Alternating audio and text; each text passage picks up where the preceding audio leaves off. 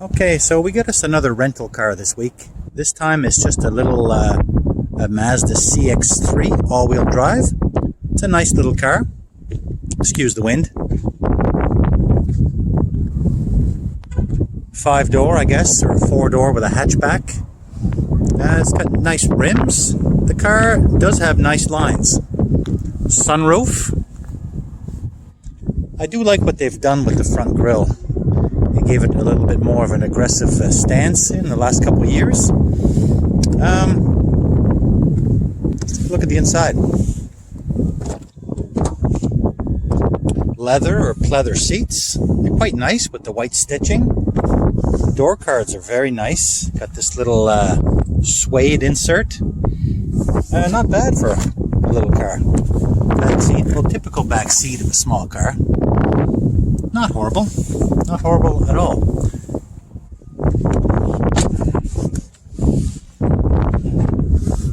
In the back, got room for all my gear. A little package tray lid on top. Skyactive. I don't know what this means, Skyactive technology. I see that in their commercials all the time. Room for my my big drink. Bose speakers. Let's look at the inside. Mention the seats. I do like the seats. The seats are comfortable. And they're power seats and they move every which way you want. A little bit more of this suede on the dash here. Kind of a nice touch. I do like this a lot. This is kind of reminds me of something more simple. Just 3 knobs for your controls. I do like that. The car has heated seats, and the seats are very warm. I had to knock mine back a little bit because it was feeling quite warm. Heated steering wheel, nice feature for I guess you could say a cheap car. Not that this car would be really cheap, but it is kind of at the bottom end. A lot of modern cars have this rotary knob for their gear shifter. Now this one here has a regular gear shifter, which I really like. This must be for all the radio and navigation and all this other crap on here. Not that it's crap, but it's just, that's what they use this for with that display, which looks like a complete afterthought to me. The vents are kind of nice. They look like the taillights of a 1960 Ford car. Something like a Ford Galaxy or a Mercury would have taillights that look like that. Looks like the back end of a jet engine or something. For some reason, this switch looks completely out of place. The switch for the sport mode. This looks like a window switch out of like a 1980s Cadillac or something. It's really weird. It doesn't fit in with any of these other buttons. I mean, you know, this looks like a real afterthought as well. I don't really get that. I despise this feature. The electric parking brake. Whoever came up with that needs their head examined. I don't like that. Let's start this car up. There's another strange little feature that I find odd. This little heads-up display. Let's just start this car. Of course, there's a push start. As soon as I start the car, this little piece of plastic pops up, and it reflects, obviously, the speed. I don't know if you can see that. The camera probably can't really picture that. Or capture that, I mean. That's really weird. I mean, I mean, the last thing you want in a head-on collision is this piece of plastic flying in your face and slicing your eyeball. I don't get that. It's stupid. You don't need that. The speedometer's right there. Before I filled up, I filled the car full, and my range on a full tank of gas, it was 500 kilometers. So not horrible. I'm not exactly sure what size the tank is, but certainly enough for my 4-hour journey. Sunroof, nice feature. Not bad. Not a bad little car. Not a bad little car. Let's take a look under the hood. Let's pop the hood and have a peek.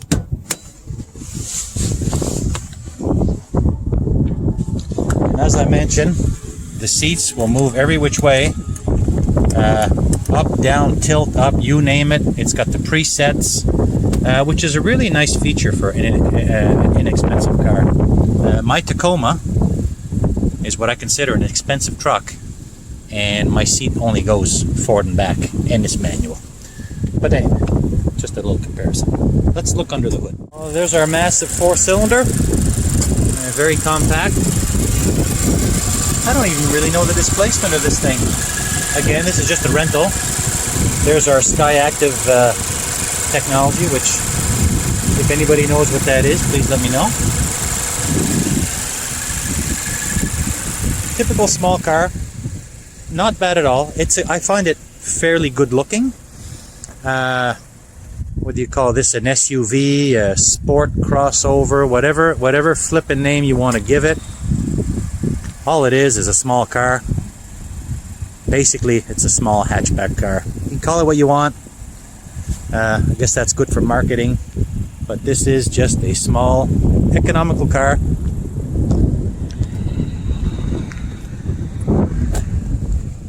Even went with dual exhausts. Not sure why. Give it that sporty look.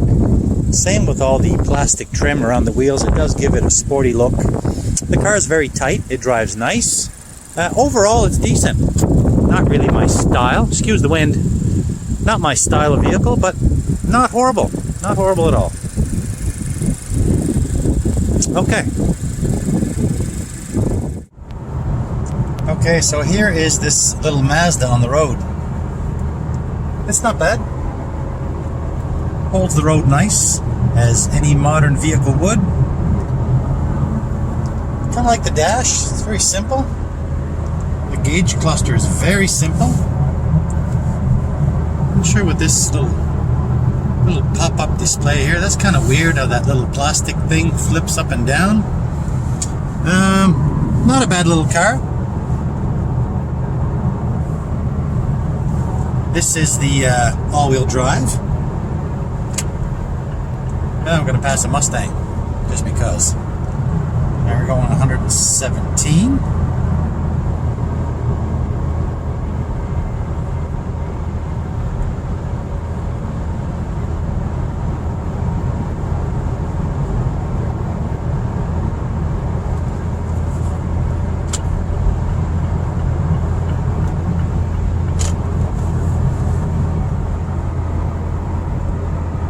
Never really understood these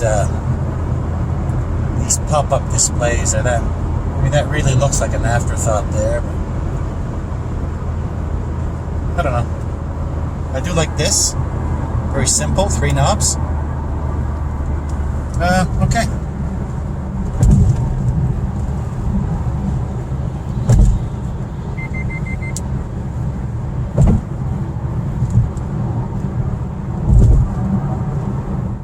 So this car does have a lane departure warning. So if I meander over to the other lane, like I'm going to do right now, you'll see that there's a little beeping on the dash, and it tells you that you're no longer within your lines. An okay feature, I guess, and it works on both sides. If I put my signal light on, obviously, then the car knows that I'm intending to change lanes, so it will not beep when I change lanes. Kind of makes sense. A feature that I find a little bit strange on this car, and I guess it's because I'm not used to modern cars. Right now I'm on cruise control, and I've got the cruise on 115. And ahead of me is a truck that's going slower. And built into this system, once I get too close to the truck, the car will start slowing down. Let's see if we can capture it.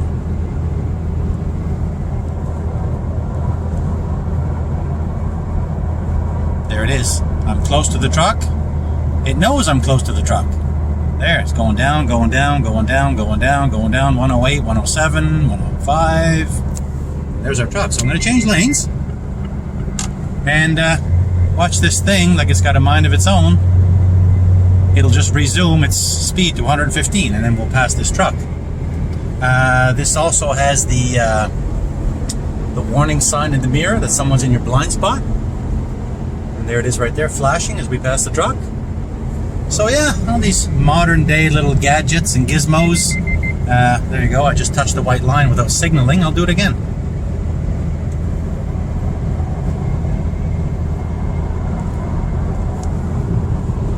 Anyway, modern day stuff. I'm used to driving cars that are slightly older.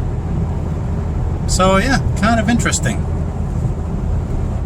Okay, well, it's the next morning and I'm just returning the rental. As you can see, we got a dumping of snow last night. So this little car, I'm just going to add the all-wheel drive, works extremely well. So I just drove from my house up here around town and performing very well in the snow. Final thoughts on the car. Good little car. This looks like somebody glued a tablet onto the dashboard. I don't like that. These vents look exactly like the tail lights on a 1961 Ford Galaxy. If you don't believe me, Google it. This switch doesn't seem like it belongs here. This looks like a window regulator on a GM car from the 80s. I could picture this in a 1980s Cadillac. And this little thing here, my gosh, I hate that. Start the car. Wow.